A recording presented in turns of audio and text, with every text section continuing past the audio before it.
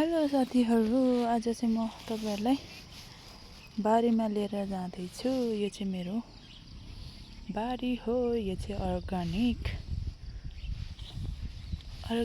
हो। अर्गानिक देख्नुभयो? बन्दा यहाँनिर बन्दा छ, यता काउली पनि छ।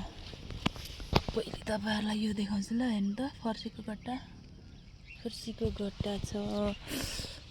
ओ भर्खरै हुँदै रहेछ यहाँ चाहिँ काउली।